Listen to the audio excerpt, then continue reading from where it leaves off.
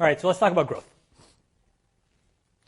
Everyone asks me, because this is like the topic du jour, it's what everyone wants to know. It's like, what was the secret? It's like almost as if like, we're the NSA and we've like developed something and like nobody knows, or like, some secret backroom negotiation between us and governments. And it's like none of that shit. So the most important thing that we did against our framework was I teased out virality and said, you cannot do it. Don't talk about it. Don't touch it. I don't want you to give me any product plans that revolve around this idea of virality. I don't want to hear it. What I want to hear about is the three most difficult and hard problems that any consumer product has to deal with. How do you get people in the front door? How do you get them to an aha moment as quickly as possible? And then how do you deliver core product value as often as possible? And after all of that is said and done, only then can you propose to me how you are going to get people to get more people. And that single decision about not even allowing the conversation to revolve around this last thing, in my opinion, was the most important thing that we did. And when I look again in the landscape, things that scale understand that principle, whether it's explicitly or intuitively. And things that don't, and also things that have this amazingly steep rise and then fall off a cliff, and there are really visible examples of that today, also ignore that principle. And it's the discipline to not optimize for the thing that gives you the shortest and most immediate ROI.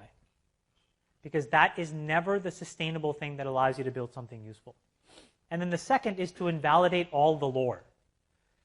In any given product, there's always people who strut around the office like, I have this gut feeling. It's all about gut feeling.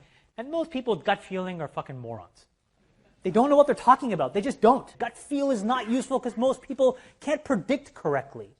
We know this. So one of the most important things that we did was just invalidate all of the lore. You can't believe your own BS.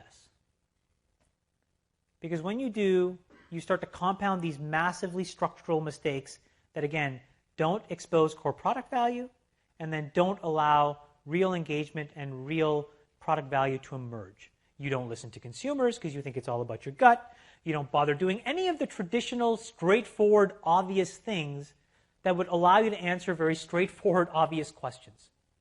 And you lose yourself. Tell me how I'm acquiring people. Tell me how we're doing getting them to their aha moment. And tell me core engagement. We knew we were going to beat MySpace when we had like 45 million users. They had like 115 million. We just knew. And the reason was because we had started to do enough things right where we could just see now. We understood what we were doing. After all the testing, all the iterating, all of this stuff, you know what the single biggest thing we realized? Get any individual to 7 friends in 10 days. That was it. You want a keystone? That was our keystone.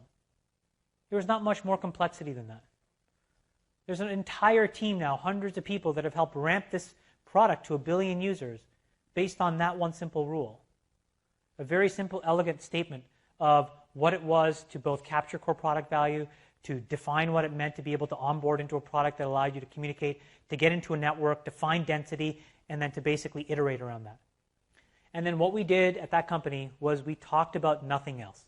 Every Q&A, every all hands, nothing was spoken about other than this. It was the single sole focus.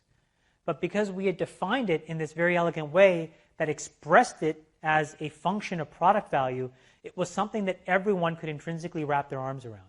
When you understand core product value, and then you can basically pivot around it and create these loops that expose that over and over and over again, this becomes the most important and obvious thing to do. You have to work backwards from what is the thing that people are here to do? What is the aha moment that they want? Why can I not give that to them as fast as possible? That's how you win.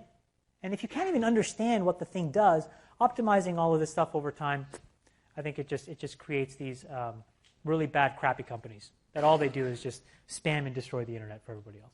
I mean, if I had to give you a framework, it would probably be you got to start with a broad cross-section of engaged users, and when you work backwards from each of those, and you are smart enough and clever enough to really figure out the different pathways in which they got to that place, you can probably tease out what those simple things are, and then hopefully, and I think most products are structured this way, you can then sort of path people, more and more of those people, into those same click flows that allow them to get to that state. But again, it starts with like looking at an engaged user, not just thinking about how many emails can I send and how do I, trick everyone to like click on a select all or not unselect a select all.